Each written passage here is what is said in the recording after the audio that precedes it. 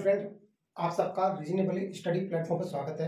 आज की इस क्लास में हम ओजोन परत के बारे में डिस्कस करेंगे। साथ ही हम सूर्य से आने वाली पराबैंगनी किरणों के बारे में भी हम समझेंगे, जो हमारे पर्यावरण को और हमारे स्वास्थ्य को काफी इफेक्ट डालती हैं। इन सब पे डिस्कस करेंगे। सबसे पहले हम स्टार्ट करते हैं ओजोन परत। ओजोन परत समताप मंडल में पाई जाती है। पहला हमें याद रखना है कि कहां पाई जाती है, समताप मंडल में। और ये O3 ओजोन गैस के रूप में, जो हमारा समताप मंडल में O3 ओजोन गैस का जो आवरण है उसे हम ओजोन परत या लेयर कहते हैं। तो ये ओजोन O3 गैस बनती कैसे, पहले हम ये देखते हैं कि समताप मंडल में जो हमारी O2 ऑक्सीजन होती है, ऑक्सीजन गैस जो ये होती है, ये यूवी पराबैंगनी किरणों के संपर्क में आने से O+O नवजात ऑक्सीजन या ऑक्सीजन परमाणु में टूट जाती है। ऑक्सीजन परमाणु में टूट जाती है। जो ये ऑक्सीजन परमाणु बनते हैं, ये नवजात ऑक्सीजन जो बनती है, ये प्लस ऑक्सीजन गैस पुनः अभिक्रिया करके एक नई गैस का निर्माण करते हैं, जिसे हम O3 से दर्शाते हैं, ओजोन गैस कहते हैं। तो आपको याद रखना है कि ओजोन गैस में ऑक्सीजन के 3 परमाणु पाए जाते हैं। तो ये हमारी इसकी निर्माण विधि है। हमारी जो ओजोन परत या ओजोन गैस जो है हमारी समताप मंडल में पाई जाती है, जो सूर्य से आने वाली पराबैंगनी किरणों को रोककर हमें एक कवच प्रदान करती है। और इसीलिए हम ओजोन परत को पर्यावरण की छतरी भी कहते हैं, क्योंकि पराबैंगनी किरणों से हमारे जितने भी सजीव हैं, चाहे हम इंसान, पेड़ पौधे जितने भी होते हैं, उनके डीएनए और प्रोटीन को इनके जो बंद होते हैं उन्हें खंडित कर देती है। और त्वचा कैंसर, पेड़ों में कई सारे रोग, ये सारे उत्पन्न होते हैं। तो इसी के साथ में हम पराबैंगनी किरणों को भी देखते हैं। हमारे सूर्य से आने वाली पराबैंगनी किरणें 3 प्रकार की होती हैं। पराबैंगनी किरणों को हम इंग्लिश में अल्ट्रावायलेट कहते हैं। Ultraviolet A, ultraviolet B, ultraviolet C, A B C 3 प्रकार की हमारी पराबैंगनी किरणें पाई जाती हैं। हमारी पृथ्वी पे जो पराबैंगनी किरणें प्रवेश करती हैं वो 3 प्रकार की हैं। हमारी पृथ्वी पे 3 प्रकार की पराबैंगनी किरणें आती हैं। तो उनमें से ओजोन लेयर जो है, हमारी जो यूवीए एक प्रकार की जो किरण आएगी, उसका 95% तो हमारी पृथ्वी में रिफ्लेक्ट करती है और 5% बाहर फेंक देती है। यूवीबी हमारी 95% को रिफ्लेक्ट करती है, 5% हमारी पृथ्वी में पहुंच पाता है। और यूवीसी का 100% ये रिफ्लेक्ट कर देती है, परावर्तित कर देती है, जो सबसे हानिकारक होती है, पृथ्वी पर नहीं पहुंच पाती। तो आपको याद रखना है कि किस पराबैंगनी किरणों का ओजोन लेयर पूरी तरह से परावर्तित कर देती है। तो हमें याद रखना है यूवीसी। और हमने इनकी परसेंटेज आपको सामने दर्शा रखी है। हमारी जो ओजोन गैस है समताप मंडल में ये 90% के लगभग पाई जाती है, और थोड़ी मात्रा में क्षोभ मंडल में भी पाई जाती है 10%। तो हमें ये दोनों परसेंटेज हमें याद रखनी है। परंतु जो ओजोन परत है वो समताप मंडल में ही पाई जाती है। अब हमने इसका निर्माण भी देख लिया है और हमने इसके पराबैंगनी किरणों को रोकने की विधियां भी देख ली है। तो इसी वजह से हम ओजोन परत को पर्यावरण की छतरी कहते हैं। और हमारी ओजोन परसेंटेज 2 परतों में पाई जाती है, समताप मंडल, क्षोभ मंडल। ओजोन परत दिवस 16 सितंबर को बनाया जाता है। O3 ozone gas, ozone gas, इसमें जो होता है सड़ी मछली की गंध आती है। हमें ये याद रखना है, सड़ी मछली की गंध आती है। जो O3 है, O3 या ओजोन गैस के मापन की इकाई कई बार एग्जाम में पूछी गई है, तो इसे डप्सन कहा जाता है। तो इसकी जो सांद्रता है ओजोन O3 की सांद्रता किसमें नपती है, हमारी डप्सन में नपती है। हमें एक चीज और याद रखनी है, हमारी O3 गैस या ओजोन गैस को नुकसान पहुंचाने वाली एक गैस है जिसका नाम है CFC। इसे कहते हैं हम फ्लोरोकार्बन।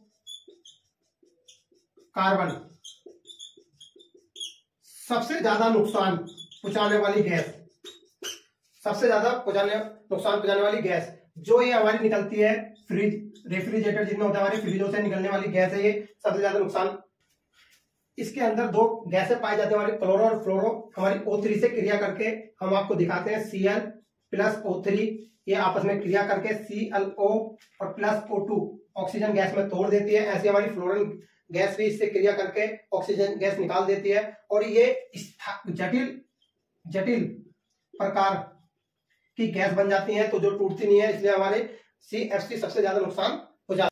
ओजोन छिद्र 1985 में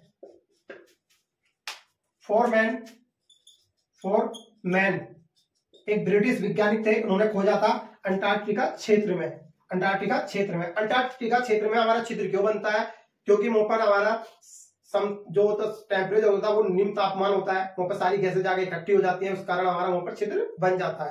तो हमें याद रखना है कि ओजोन छिद्र की खोज कब हुई थी? 1985 में। किसने करी थी? फोरमैन ने, जो ब्रिटिश वैज्ञानिक थे, और कहां की थी? अंटार्कटिका क्षेत्र में।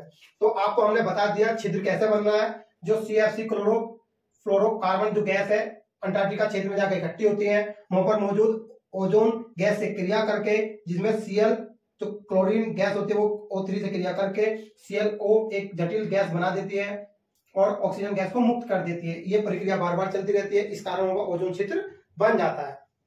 अब ओजोन छिद्र बन जाता है तो हमारे पृथ्वी पे परावैंगनिक किरणें पहुंचती हैं। तो हमारी पृथ्वी पे 2 प्रकार की पहुंचती हैं, इनके बारे में हम पढ़ लेते हैं। अल्ट्रावायलेट बी, यह किरण हमारी त्वचा में विटामिन डी को सक्रिय करती है। तो हमें याद रखना है हमारे शरीर में विटामिन डी को सक्रिय करने वाली परावैंगनिक किरणें कौन सी होती है? हमारी विटामिन डी। और कब सक्रिय होगा हमारा विटामिन डी? जब हम इस किरण के संपर्क में 20 मिनट रहेंगे। 20 मिनट रहने पर हमारा विटामिन डी सक्रिय होता है। यूवी, जो हमारी यूवी किरण जो है हमारे शरीर के कपड़े या शीशों को पार नहीं कर पाती है, तो ये रिफ्लेक्ट हो जाती है।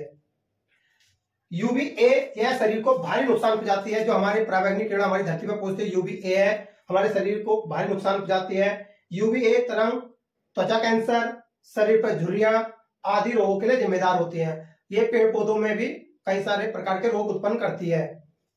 तो आपको ये हमने समझा दिया है। तो दोस्तों, परावैंगनिक किरणों के कुछ और इफेक्ट देखते हैं। आप लोगों ने सुना होगा कि जो मनुष्य में मोतिया बिंदु हो जाता है, मोतिया बिंदु रोग, वो इसी कारण होता है। हमारी कार्निया इस परावैंगनिक किरणों के संपर्क में आने से फूल जाती है, इसलिए हमारा मोती बिंदु हो जाता है। और हमारे पेड़ पौधों में बौनापन, पैदावार में कमी, और सबसे महत्वपूर्ण जो ये इफेक्ट डालती है, ये हमारे पृथ्वी या वातावरण का तापमान बढ़ाती है। तो हमें याद रखना इसके इफेक्ट। मैंने इफेक्ट हमने सामने लिख ही दिए हैं। और थोड़े से हमें ये याद रखना कि हमारे वातावरण का तापमान बढ़ाना, हमारे आंखों जो कार्निया को फुला देना या मोतिया बिंदु होना हमारे शरीर में, और हमें एक चीज रहना, जो पेड़ पौधे होते हैं हमारी छोटे प्रकार की, जैसे आलू, सब्जियां, जितने भी प्रकार के पेड़ होते हैं, उनका झुर्रियापन या बोनापन करना। तो अब इसी के क्रम में आगे बढ़ते हैं। हम 2 हमारे सम्मेलन हुए थे ओजोन परत के लिए, तो हमने देखते हैं। वियना सम्मेलन 1985 को हुआ था। इस सम्मेलन से ओजोन संरक्षण का विचार उत्पन्न हुआ। सबसे पहले जो हमारा विचार आया कि ओजोन को हमें सुरक्षित करना है, तो तब आया 1985 में। कहां पर सम्मेलन हुआ? वियना सम्मेलन 1985। फिर इसके बाद हमारा मॉन्ट्रियल प्रोटोकॉल 1987 में आयोजन हुआ, ये मॉन्ट्रियल में। इसमें शर्त रखी गई कि जितने भी हमारी ओजोन परत को नुकसान पहुंचाने वाली गैसें हैं, उनका हम उत्पादन कम करेंगे। तो इस पे हमारा 16 सितंबर 1987 को हमारे साइन हुए थे। तो इसी दिन से हमारा ओजोन दिवस भी मनाया जाता है। और ये इस सभी के हस्ताक्षर होने के बाद 2 साल बाद 1989 से ये प्रभावी रूप से क्या हो गया? लागू हो गया सभी देशों पे। और सभी देशों में इन्होंने जो गैसों को प्रतिबंधित करा, CFC क्लोरोफ्लोरोकार्बन, क्लोरोफ्लोरोकार्बन एक हमारी अन्य गैस है जो हमारी ओजोन गैस को नुकसान पहुंचाती हैं, उन सभी को प्रतिबंधित कर दिया गया।